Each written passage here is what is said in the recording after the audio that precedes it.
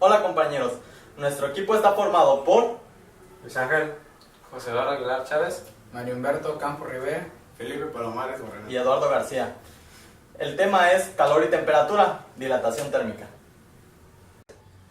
Los materiales para este proyecto son un tramo de cable de cobre con longitud inicial de 17.7 centímetros, una regla de 30 centímetros, un termómetro de menos 20 grados centígrados a 100 grados centígrados y nuestra olla de aluminio. Una barra de cobre tiene una longitud inicial de 17.7 centímetros y una temperatura inicial de 28 grados centígrados. La pregunta es, ¿cuál es el incremento de la longitud cuando su temperatura se incrementa a 80 grados centígrados? El coeficiente de dilatación lineal del cobre es de 1.7 por 10 a la menos 5 grados centígrados a la menos 1. El procedimiento es el siguiente. Incremento de longitud es igual a coeficiente de dilatación por longitud inicial por incremento de temperatura. Teniendo en cuenta los valores, incremento de temperatura es igual a temperatura final menos temperatura inicial y incremento de longitud es igual a longitud final menos longitud inicial. Los datos con los que contamos son los siguientes.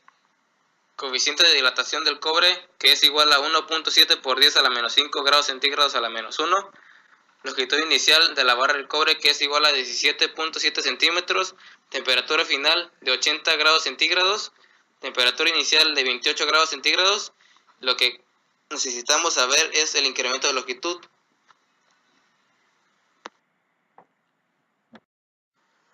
Ya teniendo los datos, llegaremos a sustituir en la fórmula. Incremento de longitud es igual a 1.7 por 10 a la menos 5 grados centígrados a la menos 1, que es el coeficiente de dilatación del cobre, por 17.7 centímetros, que vendría siendo la longitud inicial del cobre, por 80 grados centígrados menos 28 grados centígrados, que vendría siendo el incremento de temperatura del cobre. Ya vendríamos haciendo la operación. Centígrados con centígrados se van y nos quedan centímetros y este es el resultado. Como ven, no fue tan grande, pero sí hubo un incremento. Primero mediremos la temperatura en la barra de cobre en una olla de aluminio llena de agua. Porque es más fácil medir la temperatura por el equilibrio térmico que hay entre la barra de cobre y el agua en la olla. Después de conseguir nuestra temperatura inicial, aumentaremos la temperatura a 80 grados centígrados para calcular el incremento de longitud.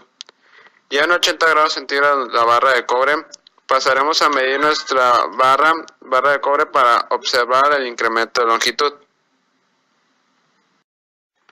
Ya se ha demostrado con el experimento anterior que al someter un cuerpo, en este caso un metal, que se puso en una olla con agua a temperatura ambiente, se observó que al momento de que la temperatura aumenta, las moléculas se excitan y se expanden.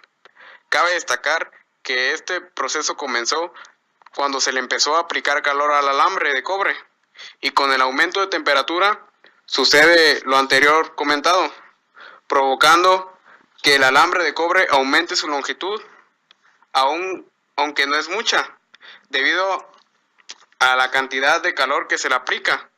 Cuando se enfría el metal, las moléculas de este dejan de vibrar, por así decirlo, por lo cual el metal vuelve a su tamaño normal.